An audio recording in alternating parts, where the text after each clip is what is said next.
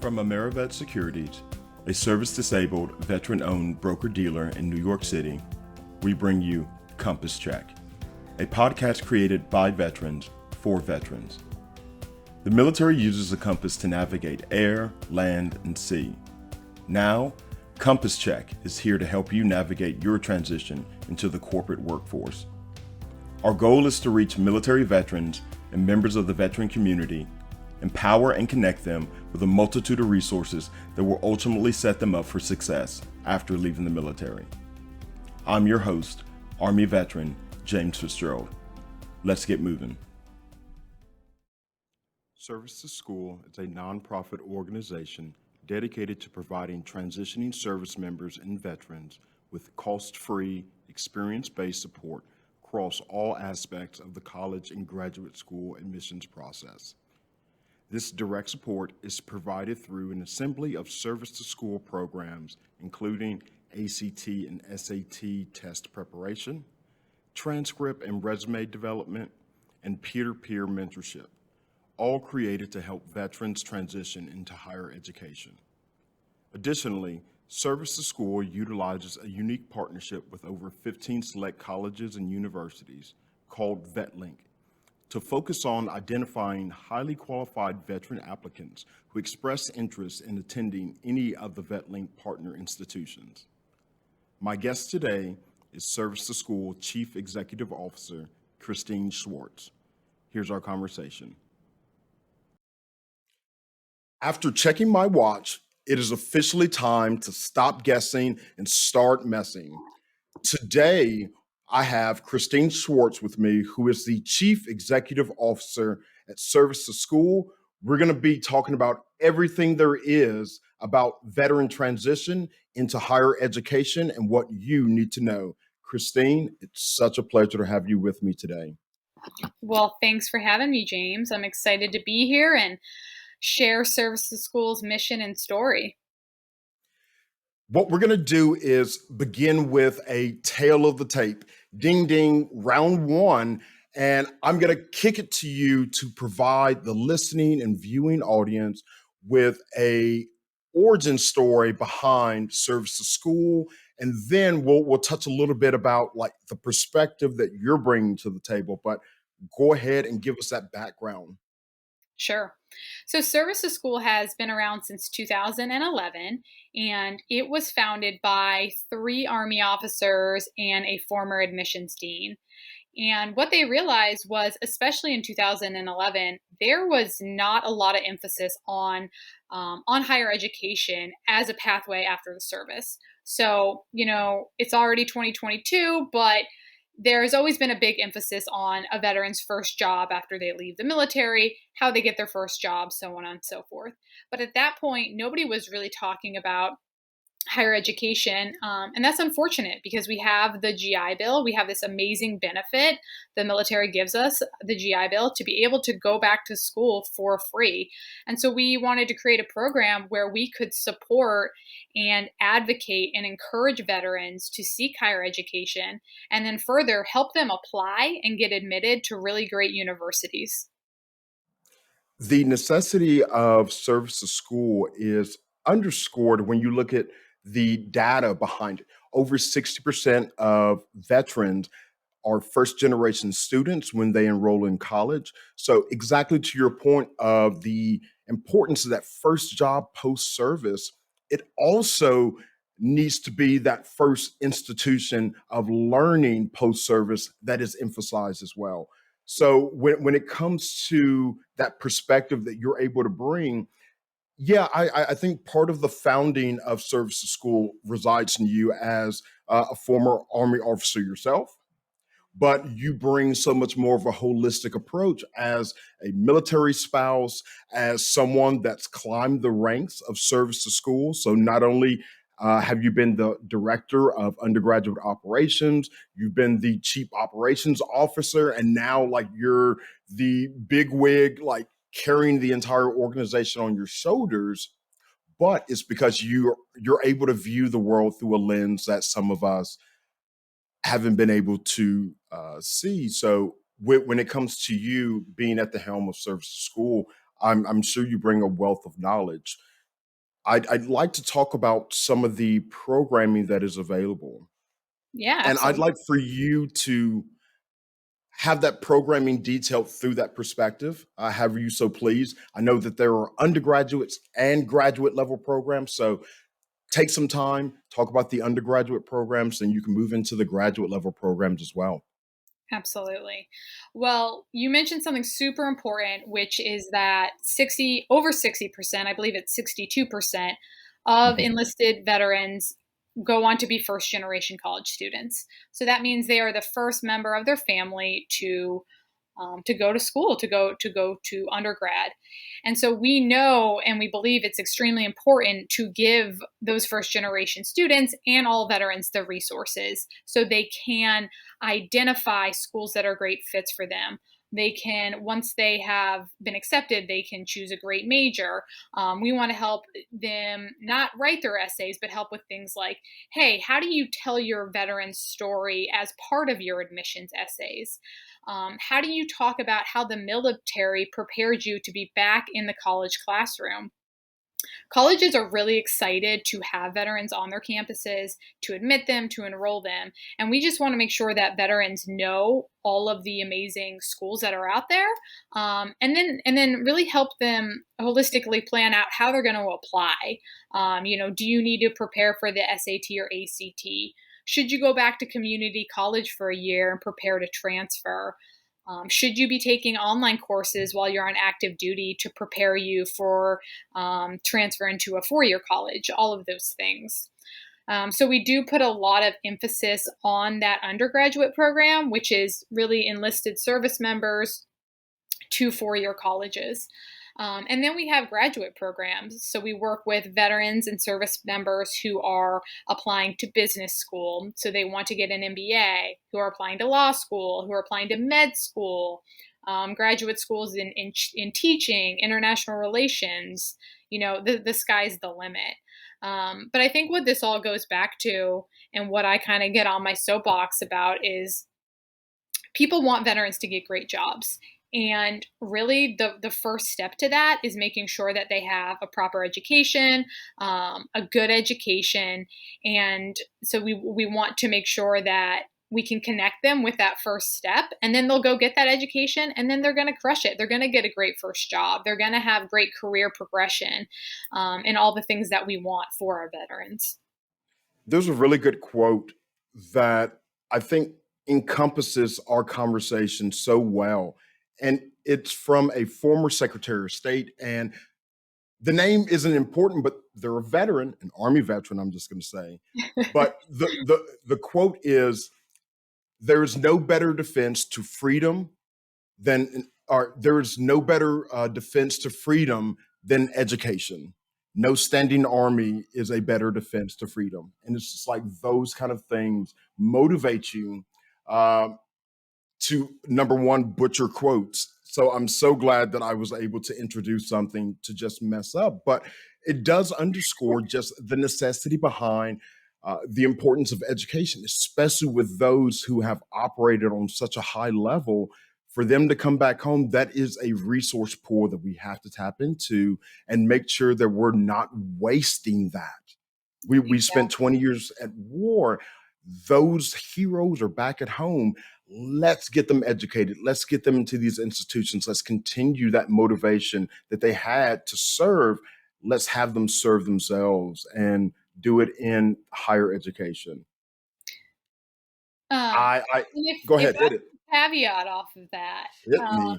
something I think is really important, like, yes, we want our veterans to be educated and have access to great education opportunities, but I also think what's really important to think about as a society is by bringing veterans into a classroom. So, we're older, we've had different life experiences, perhaps we've gone to combat. We're not bringing a different perspective into the classroom with younger students, with civilian students. And we can share our knowledge. And I think that really informs the classroom setting. It might change people's perspective.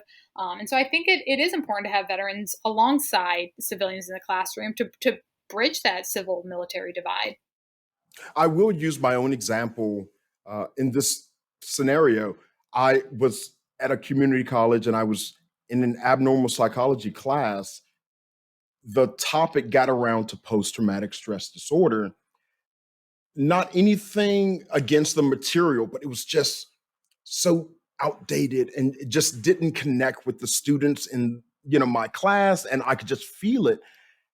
And it was me that was able to provide a little bit of my lived experience from the military to enhance what we were already discussing in this class. Absolutely. And I didn't do that to expose myself or put myself in a corner, isolating myself, but I saw something that could benefit others, and we Yeah, could all learn so much more together. And that's ultimately like the end goal, is for us to bridge that gap and to be closer. And if you're doing it in the classroom, even better, because now you're learning not just about the person, but whatever the topic of discussion is. Um, exactly. so what I want to do before I get too far into my own nostalgia uh, is remind people how to get in touch with Service to School. Servicetoschool.org. Instead of the TO, it is a number 2 Mhm. when you go to their website. Am I correct? You are service, the number two, school.org. Perfect. And when it comes to eligibility, all you have to be is a veteran that's out, or is it a certain level of being out as a veteran that I have to be in order to join the program? No, you can either be a veteran and no timeline there. It could be yesterday, it could be 10 years ago, or you could be on active duty getting ready to transition out. So, Nice. obviously, Okay. a lot of people go straight from active duty into higher ed. And so, while you're on active duty, is a great time to connect with us because we can help you work on that timeline. I wish things like that were emphasized more, because while I was transitioning out, I was so focused on everything else but my post military life. I wasn't Sure. focused on where I was going to be living, what resources were there, what services were available to me in that area, what Yeah. educational benefits I could use. All those things were brought to bear when my feet touched the ground as veteran James Fitzgerald. Hmm. I'm going to keep our foot on the gas because there's so much that needs to be discussed. And I just think the organization's name is so to the quick that I love it. The Service to School, to let you know that it goes that quick. Exactly to your point. You're Does. in the military, you transition out, and you're right there, face forward with your future. And so being prepared with education is the best method of ensuring that everything that we worked for while we were serving the country is not wasted in our civilian veteran life. Absolutely. In this second portion of our discussion, I'm going to hone in on some specific aspects of Service to School. A lot of the strength of the organization comes from the composition not only of the veterans that are participants of the program, but the colleges and universities that you're partnered with. There is something that I found interesting on your website, VetLink. I would like to know more. Yeah. There are a plethora of colleges and universities, I'm sure, that are a part of this, but I'd like for you to give us some details behind it. Let us know the skinny. Okay. Well, so high level service to school, we will help you apply to whatever college or grad school you want to apply to. That is really up to you. We do want to help you with, hey, what are some target schools? What are some reach schools? And just give you ideas. However, if you want to apply to Virginia Tech, my alma mater, then 100% we Ooh. want to help you apply there. But to take it a little bit further, we do have a program called VetLink. And VetLink is a partnership that we have with about 30 universities. And through that partnership, we are able to directly connect veterans with those school admissions offices. And those admissions offices can provide direct feedback to the veteran. So, for example, if you were thinking about applying to one of our partner schools, and these are some of the best schools in the country, from Harvard to Yale to Stanford. We have some really good great liberal arts partners like Amherst, Williams College, Pomona. Mm. Um, So if you came to us, James, and you said, "Hey, I'm thinking about applying to Harvard," we would be able to go directly to the admissions office there and tell them about you, James. Say, "Hey, James was in the Army. This was in his MOS. These are the schools he went to. Maybe you were, an E6 and had your own squad or team." Really give that university's admissions office an understanding of what you did in the military so they can use it to Mm, understand your application. All day they're looking at mm. high schoolers applications, and they can say, I see that this person scored, this on the SAT, and that they were captain of the swim team and they took 4 years of foreign language, right? A veteran doesn't normally have that recent experience. But what they can say is, hey, I was a Navy nuke. And because I was a Navy nuke, like, I have a deep understanding of physics. I went to one of the hardest schools in the Navy, or I went to one of the hardest schools in the Air Force. And it really helps that admissions kind of like assess you against a civilian applicant, if that makes sense. Um, and it's been It, awesome. It's an awesome program. I mean, I could do stats all day, but we have helped hundreds of veterans get into their dream schools, into some of these really, really wonderful programs. And the schools are excited. That's like the yeah. most exciting part. Every year they come back to us and they say, these veterans are crushing it. Like, where can we find more? Where can we find more enlisted veterans to come Yes. be in our undergrad program? And we help them connect the dots. What's funny is I just got a text message while we were discussing that from Harvard University, and they said, "No, James, we don't want you." But in all seriousness, exactly to your point, opening up that door to the veteran community to connect them to these colleges that want them so much, because going back to the data piece, we're successful once we get in the door. Student veterans are more successful than their civilian counterparts. They're on the honor roll, like they're not in elementary. They're graduating with honors and excelling in extracurricular activities and being leaders on campus. All Mhm. those things come when you invite these veterans on a campus. And exactly to your point, that's why they're so welcoming and just throwing their arms around it, because they know the value that comes along with this veteran and their family. Yes. Yeah, that is spot on. Yeah. And continuing to lean on the strength of service to school, I had mentioned the colleges and universities that are partnered, but also help support the veterans as they learn how to prepare to get into higher ed. You also have a very, very strong alumni network. We do. There's a variety of different ways that I was able to find on your website, yet again, servicetoschool.org, for veterans to get involved. You of course have the low hanging fruit of being a participant of the program, to receive that support and want to get that help getting into higher ed. You also have this cool ambassadors program, We do. and what I see that as is a connection to what we just finished discussing, which is what happens when you get veterans on the campus. Magic happens. Right. They become wizards and witches in the way that they conjure up all this activity, not only helping pass along information for resources, so on and so forth, but that ambassador really is the first introduction that some of us need in order to say it's okay to come in. Yes.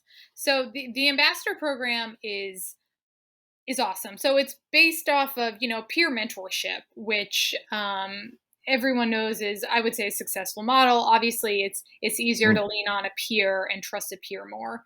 And so what we found is veterans connecting with veterans, they're able to just have real talk. So if you came to us and said, "Hey, I'm thinking about applying to these schools," we would reach into our network, into our ambassadors, and we would find you an ambassador. So this is your mentor, and they're going to help you one-on-one tell your veteran story. Like I mentioned earlier, they're going to say, "Hey, James, I looked over your essay. Like, why aren't you talking more about this? Or why are you talking about this?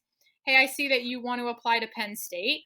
Well, have you considered Pitt? That's also in Pennsylvania, and it also has, these great STEM majors, things like that.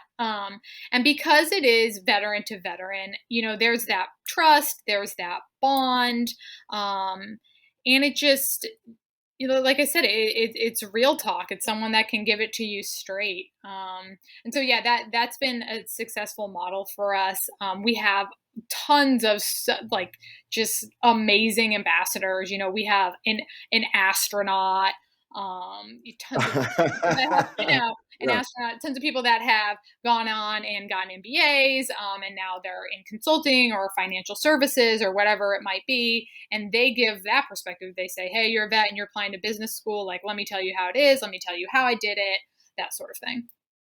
A lot of my friends that have gone through services school, I I know at least 5 outstanding veterans that have gone on to do incredible things and still are involved in incredible things, but they were ambassadors. And I remember just hearing their stories when I would reconnect with them after a week or like whenever we would be able to get together, and just the enjoyment that they would get from being able to reassure veterans about what they're moving into, because that used to be the way that things operated while we were on active duty service. Yeah. Before you went to a school, before you went to a different base, you were always getting that word of mouth from someone that's been in that position before. Hmm.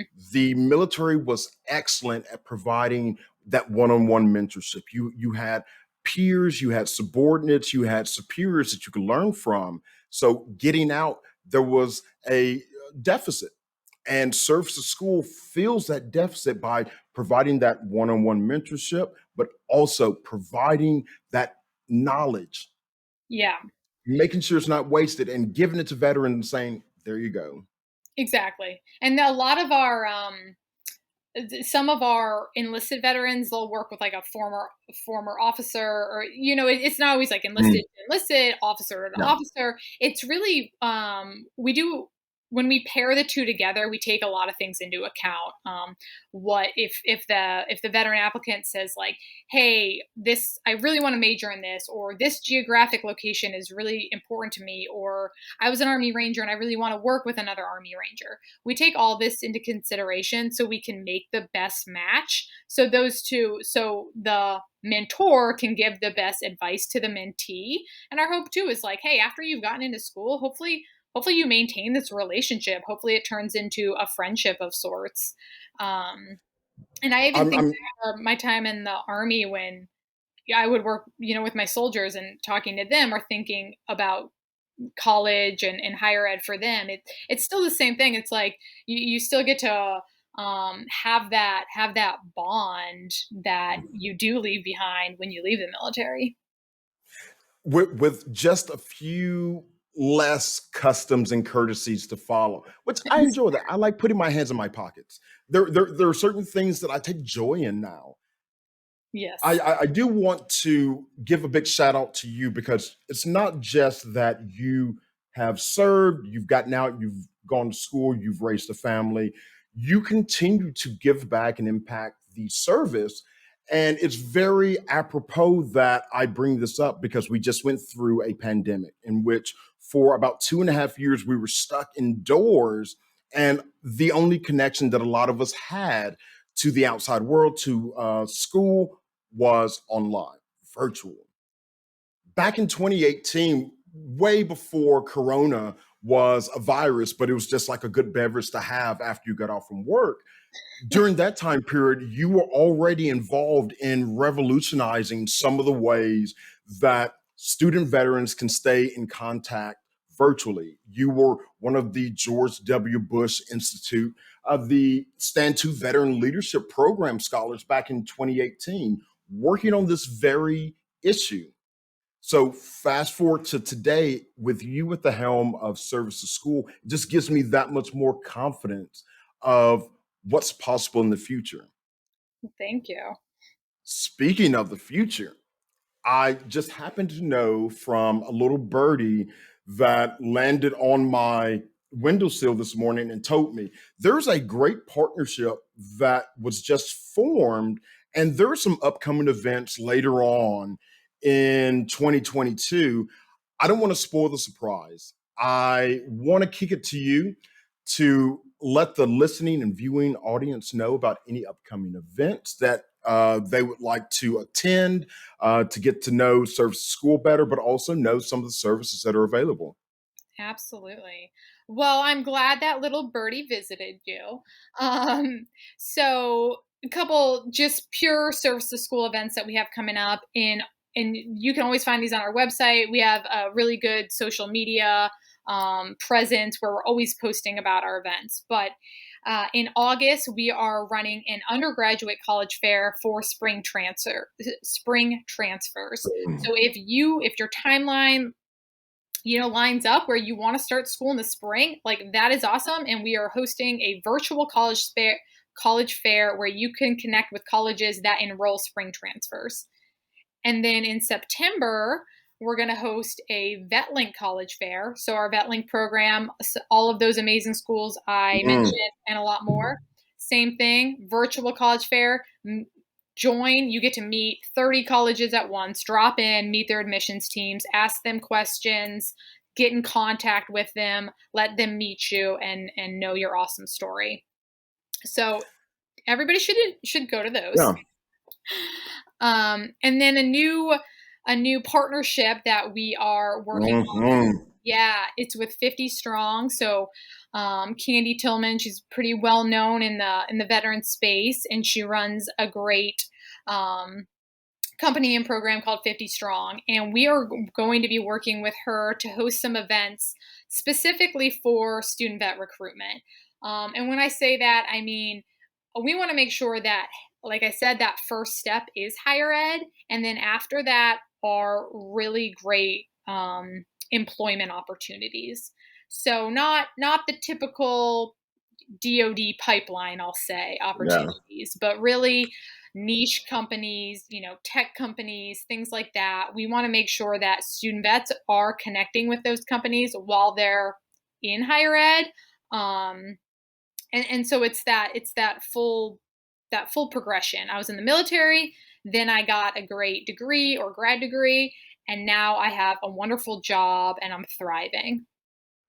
And I was jumping out of my skin. I don't know if my listeners could hear me rustling in my chair, but I know the viewers could see it because that's what the little bird told me. And I was getting slightly upset. I was like, did that little bird lie to me? But no, you summed it up perfectly. And I'm right there in line with you.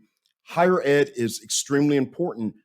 I always look at the after steps as well. Where are you going after you have all this knowledge? Who are you going to bless with your presence and your abilities each and every single day? That is just as vital to the purpose and the usefulness that a veteran can bring to the table. And just the last piece that I want to close on for this part of our conversation just goes back to the importance of what you just mentioned, but it also translates to the educational arena as well, making sure that you're connecting veterans with things that they want to learn about, majors that they want to study and they want to utilize their benefits for, because Yeah. once you use them, they're gone. So Yes. making sure that they're used in the most efficient manner, studying something that you're passionate about or something that can be useful. A lot of individuals have been placed in positions to where they're pursuing degrees and they're pursuing occupations that are not for them. They're someone else's advice or guidance or motivation, but they're not what the veteran is looking for. So I thank Service to School for keeping the veteran in the equation and making sure that they're forefront in the discussion. 100%. All degrees are not created equal. Um, and you know what? We want to help you not understand that, because I think people do understand that, but we want to help you figure out what degree and what college is going to help you get to where you want to go. Don't waste that GI Bill.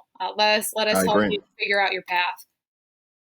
And don't waste it by taking classes for a major or something that's not going to benefit you in the long run. I did that, and I'm still kicking myself right now underneath this desk. I'm kicking myself as I'm double jointed.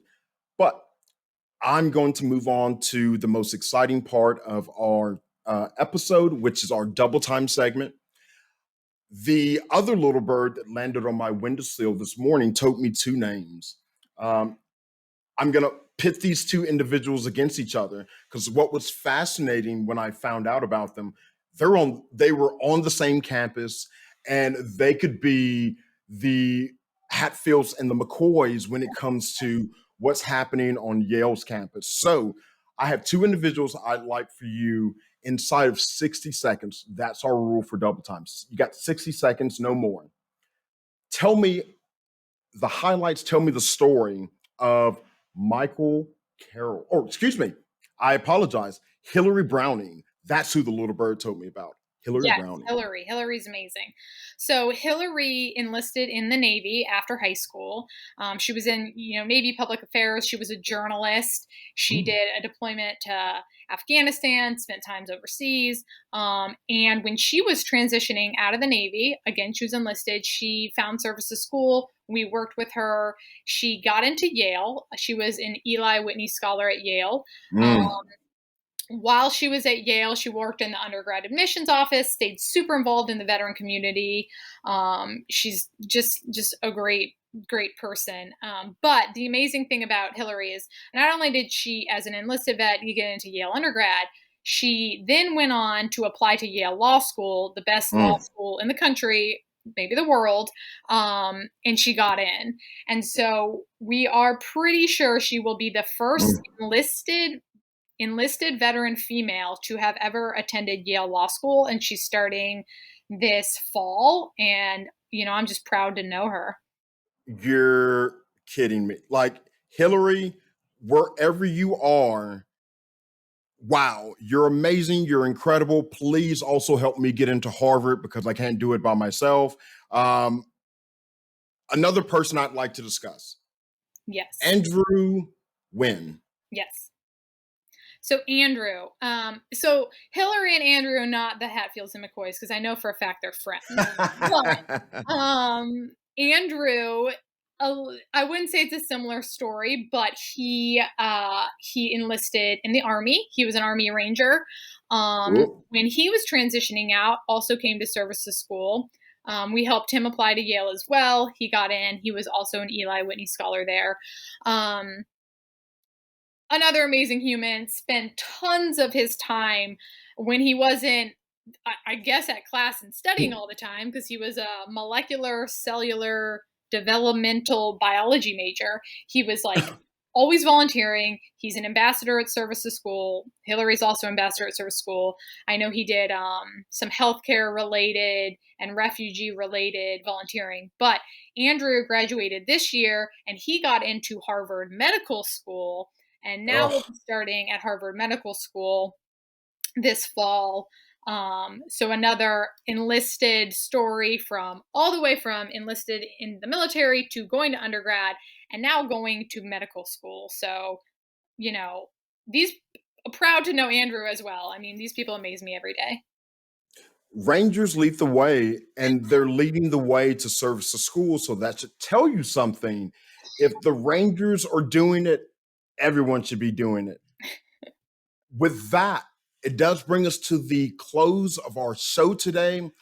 We definitely got into some great mess in our discussion because it was incredible to talk about not only what service the school has going on campus, but also how they're enhancing that veteran experience after they leave higher education as ambassadors through additional employment events, all these different ways and methods that service the school has available to support veterans and their family as they're leaving the corporate workforce or as they're leaving the armed forces and moving into the corporate workforce. So I'm going to give you the last word just to sum up just what you feel that a transitioning veteran that's listening right now, along with their family, needs to hear right here today as your closing remark.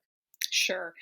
Um, my number one thing is I just want you to consider higher education as that first step after the military, or even if it's not the first step, if you want to go back, please use your GI Bill, the most amazing benefit we have. Let us help you use that GI Bill by helping you apply, helping you identify a great college or a great graduate school fit. And another thing, I think veterans, we all get worried about sticker shock. We go online and it says a school costs this much in tuition per year, so on and so forth. There's a lot of funding out there for veteran students. There are grants, there's a yellow ribbon program. So don't let that discourage you from applying. I would say consider a higher education, and then we can kind of get into that financial aspect. But use the benefit. Let us help you. And James, you said so many nice things about me today, but Services School is really run by an amazing staff, who are military spouses, who are veterans themselves, and an amazing board, and all of our awesome ambassadors and volunteers. And we wouldn't be the organization that we are without all of those people. And I'm so thankful that I get to work with them every day.